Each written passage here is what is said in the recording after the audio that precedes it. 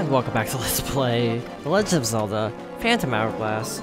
I'm getting creamed because I kind of ended off last time in the middle of a battle with Zelda Hooky, which totally wasn't a bad idea at all, may I add. But hey, there are only two of them, so it's not too bad. Now, I think I made some remark about getting a power gem last time. It was actually a wisdom gem. And it's because the guide I'm using is all over the place. If you have ever owned a Prima Games guidebook, you'll know my pain right now. So we just got the hook shot, except it's actually the grappling hook. Okie dokie. Grappling hook has a unique feature where you can actually create tight ropes. I'm not quite sure how this works, but, cool. You can actually use this to launch yourself. There's a way to get on top of these as well, but I don't actually know how. Maybe tapping it. By the way, these guys have hooks on their helmets, so you can pull it off really easily. These statues have little tongue piercings, I guess you could say, which also makes them easy to take out, or well, actually not easy, they're not enemies. It makes it possible to interact with these. This one is not doing anything, so grab onto its tongue, pull it out, and then yay smelts. Yeah, how do tight ropes work? Okay, there we go.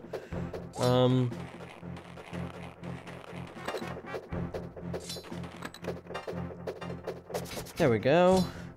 So yeah, hypothetically you can jump on and just tight rope across. It's not like a balancey thing like, you know, a lot of games. So it's actually really easy. Not a problem at all. And actually we're back at the entrance, just making note of this. This ice still didn't melt. Because we gotta do a thing. Yeah, you have to be roughly head-on with the object you're trying to interact with the hook, so it's not the easiest tool in the world to use, but hey. It's kind of an interesting decision, in my opinion, bringing back the grappling hook from Wind Waker, as opposed to the hook shot. I had to stop and think, because a lot of Zelda games now use the claw shot introduced in Twilight Princess instead of the hook shot that was introduced in, what was that game called? The Link to the Past. That's the one with the hook shot. Big Red Rupee. Personally, I like the claw shot better than hook shot. Just making note of that. I'm really feeling like playing through Twilight Princess immediately after this, but I also don't want to do 2 Zelda games in a row. Might be a little bit of overkill. But yeah, I'm really, you know, not kidding, I'm really kind of feeling like just doing a Zelda marathon. But I know that would be too much Zelda. Yeah, that's how I'm feeling in terms of Let's Playing right now. I just kind of want to play through a ton of Zelda, because that's how I am. Like Majora's Mask is a biggie, Ocarina of Time, which would actually only be my second or third playthrough. Wow. That feels weird actually. I'm amazed that's not on the timer.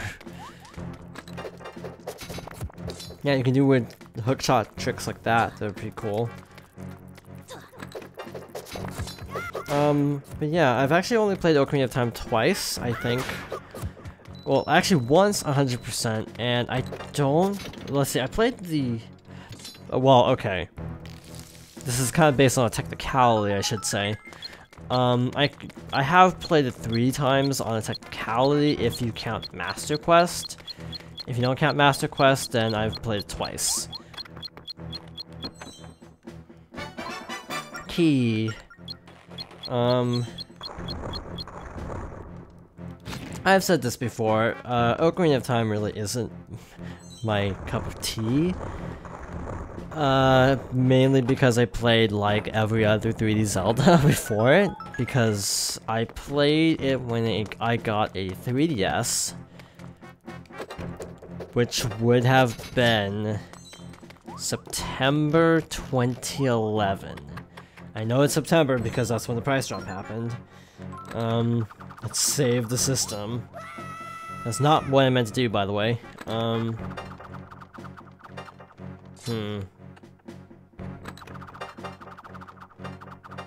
wonder if this will work. Cool. Oh,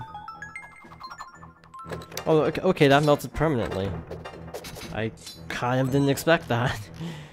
I don't know how ice can, like, reform on a timer. I'm not quite sure the semantics of that. Not semantics, the logistics of that.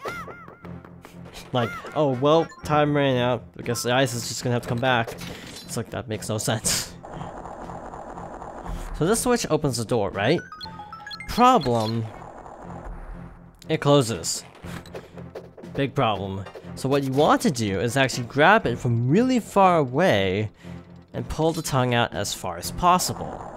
That way you have plenty of time, in theory, to get over to the, whatchamacallit,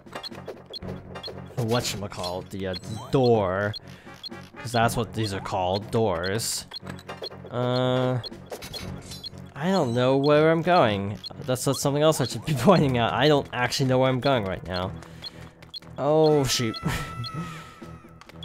Okay, I derped.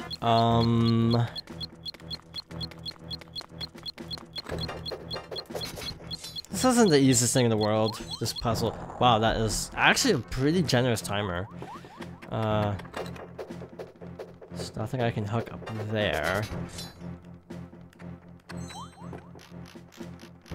Okay, I'm a little bit confused. I feel like I need to get over there somehow. But I also need to be able to hit like a color switch somewhere. Let's try to get up on this pole and see if we can scout a little bit. So we've got to get up there, jump across, kind of work our way around clockwise through the room, from what I can tell. The problem being, how? Because of that red block. You gotta find a way to lower that. Now, I might just be completely missing something, I'll fully admit that. It's probably completely obvious, but I'm just running right past it. You know what? It actually was completely obvious and I ran right past it. What do you know? Who could have ever guessed? But we got the second wisdom gem of the dungeon. Hooray, hooray. Or hurrah, hurrah, if you prefer. Okay. Ice. I don't like ice physics. A lot of people like ice worlds. I'm personally not a fan just because aesthetically I do like ice worlds. And snow worlds in general. It's just from a standpoint of control, I find it really hard to navigate and kind of frustrating. So yeah, mixed feelings on ice levels in games. As I look at ice levels, I don't like to play ice levels. That's a good way to put it. Okay, depth perception, please. Go over here, grab this, pull it all the way to maxed out position. I wish it didn't need to show this cutscene every time. It's another slight complaint I have. Some switches do show the cutscene every time, others don't in this game. It's kind of all over the place. Just kind of shoot yourself across. Oh, that's not what I meant to do. I am hanging off the edge. I'm not sure how that works. And there we go. And now the timer goes away because we cleared the puzzle. Not sure how that works, but I'll take it. Now B2 is the heart of the dungeon, the main area, I'd say. Also, I'm not quite sure the logistics of grabbing onto a rope. Attaching a rope to a torch. That feels like a bad idea because you'd think it would just like break, but it doesn't, so that's cool. Just gonna use the bomb flower because good timing and it, yeah, saves item usage.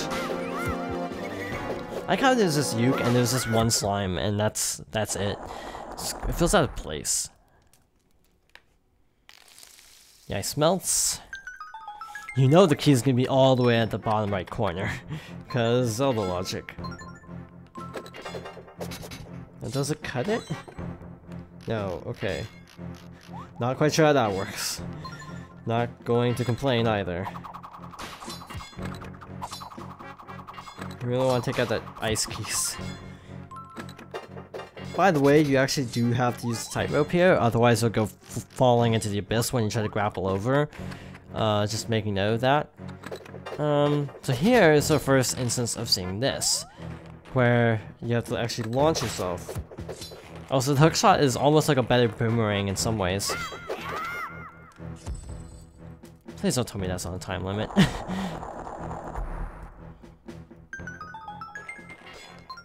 And of course, obvious thing is obvious. I'm actually a little bit surprised that was actually a rupee and not a like. Because likes can actually disguise themselves as rupees, so I'm a little bit surprised that it wasn't actually a like. Just a bit. This is like really precise, actually. You can't just like launch in the general direction, you actually have to land it. I think this is also showing a new mechanic. Basically, you can't grapple like the ones that are actually enemies. You can't do that, so that's kind of an interesting technique to show that. Also, we only have one more item, and it's actually not a very helpful item at all. It's mostly only applied to one dungeon, which is generally a problem the series has in general, of not actually using its items. I should not have jumped down. Not using its items very efficiently. It's like, why give you so many cool items if you only use it literally in one dungeon and then call it a day? It just feels weird.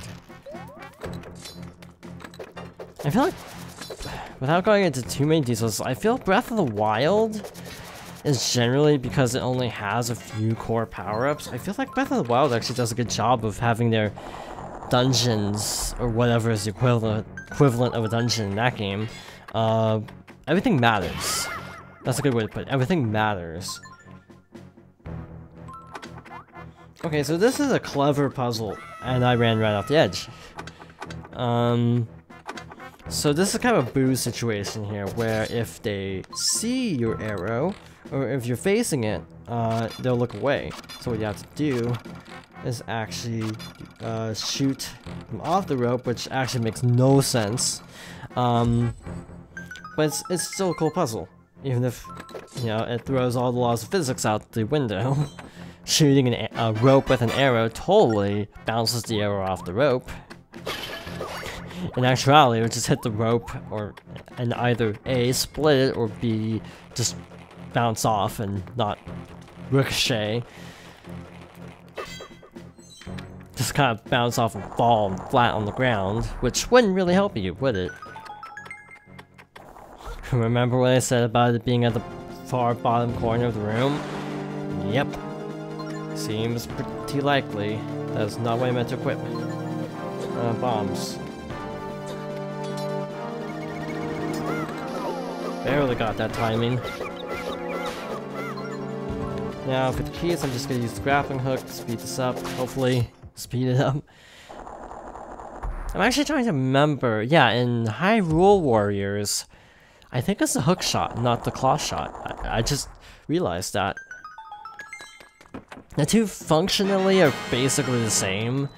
The only differences in Twilight Princess and Skyward Sword, you have two of them, and you can just kind of grapple from wall to wall, which is always really cool.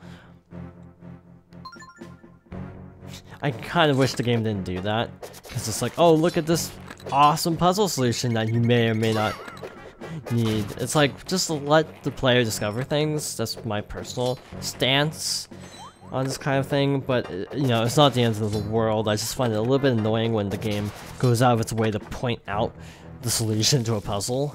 It's like, why have this be a puzzle if it's just gonna tell me? Because when you're coming up this path, you can see the post, so it's like, I don't know, it just feels a little bit unnecessary having to point out that that post is there. I guess it is kind of hard to see, but I don't know.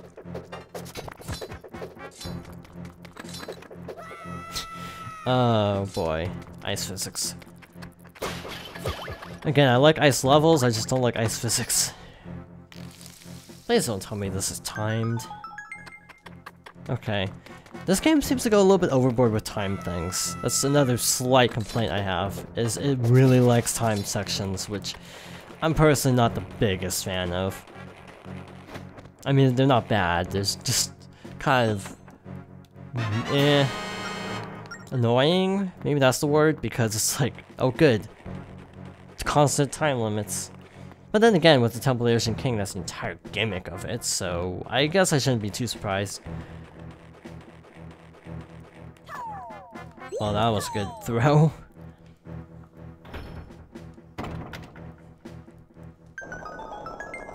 Now, is this the first dungeon that's actually taken roughly 3 videos? Because I'm not going to do the boss in this video. That is...